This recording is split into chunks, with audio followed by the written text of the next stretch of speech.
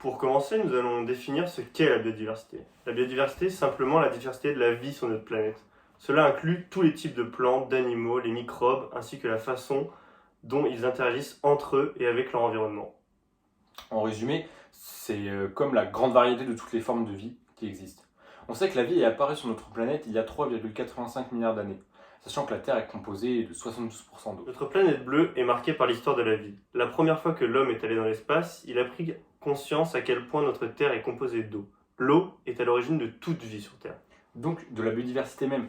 On sait aussi que l'eau est le plus grand volume habitable pour la biodiversité, correspondant à 90% du volume total habitable. Parmi les 33 grands groupes d'animaux, que l'on appelle aussi phyla du terme scientifique, 12 se trouvent exclusivement dans les océans. La vie sur Terre est indissociable de l'eau, avec un lien étroit entre la diversité biologique et la présence de cet élément sous différentes formes. Des organismes marins aux glaciers polaires, en passant par les vapeurs d'eau dans l'atmosphère, l'eau est omniprésente, façonnant les habitats et influençant l'évolution des espèces. Alors ça nous amène à nous poser cette question. Est-ce que cette cohabitation entre l'humain et la biodiversité soulève des questions fondamentales? Comment notre existence est-elle liée à cette diversité biologique qui prend racine dans les océans? Comment pouvons-nous préserver cet équilibre délicat entre notre espèce et les innombrables formes de vie que partage notre planète? Et tout d'abord, parlons des 5 crises majeures qui sont la principale cause des problèmes de la biodiversité. Et pour ça, appelons notre employé sur le terrain. Mais dis-moi, Charles, quelles sont ces crises? Tout d'abord, parlons des 5 crises qui sont la principale cause des problèmes de la biodiversité. La première de ces crises a commencé il y a 550 millions d'années. En pourcentage, 550 millions d'années équivalent à 15% de l'histoire de la vie sur Terre.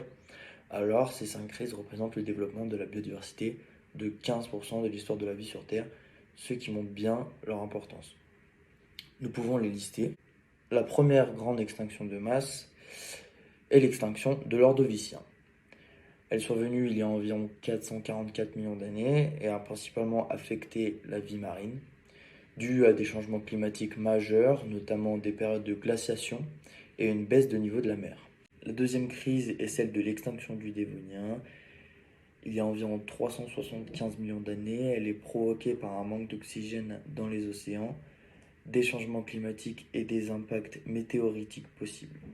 La troisième crise majeure est celle de l'extinction du Permien, il y a environ 250 millions d'années.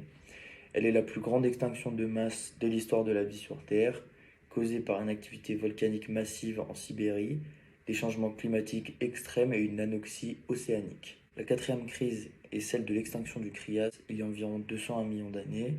Elle est due à une activité volcanique étendue, des changements climatiques et des perturbations environnementales. Et la cinquième crise majeure est celle du Crétacé, il y a environ 66 millions d'années. Elle est la plus célèbre des extinctions provoquées par l'impact d'un astéroïde, des éruptions volcaniques massives et des changements climatiques, ouvrant ainsi la voie à l'ascension des mammifères. Donc alors merci à Charles pour toutes ces infos, on va donc maintenant vous expliquer les crises.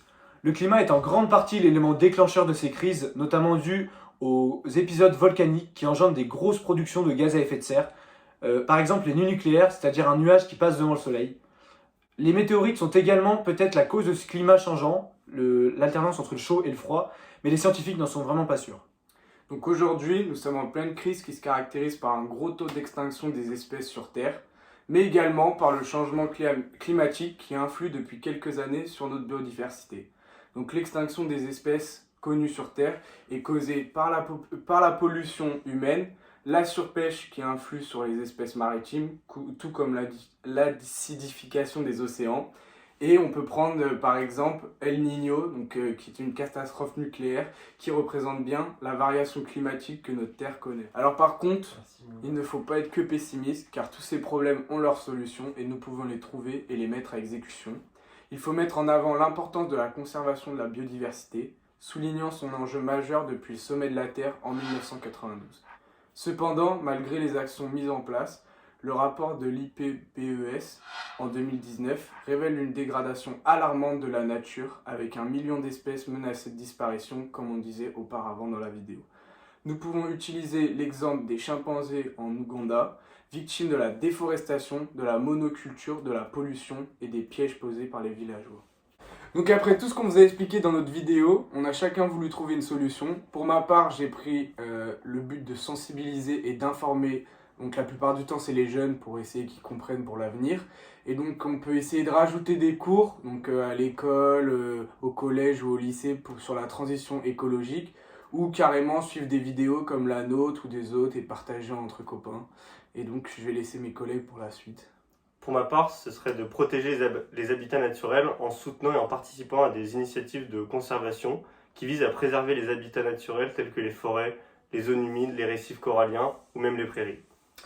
Pour ma part, ce serait plutôt par rapport à l'agriculture, promouvoir une agriculture durable, donc encourager les pratiques agricoles respectueuses de l'environnement, telles que l'agriculture bio, la rotation des cultures et la conservation des sols, pour réduire l'utilisation des pesticides et préserver la biodiversité des écosystèmes agricoles. Pour finir, moi j'ai choisi la solution de promouvoir la biodiversité dans les zones urbaines, encourager la création de parcs et de jardins urbains, la végétalisation des toits et des murs, ainsi que la protection des espaces verts pour favoriser la biodiversité en milieu urbain. Suite à la présentation de ces solutions, nous pouvons conclure. Nous avons besoin d'une action urgente, soulignant la nécessité d'une collaboration entre la recherche, la société civile, les ONG, les politiques et les industriels, avec un respect commun envers la vie sauvage. Donc le groupe vous remercie de votre attention et de votre écoute.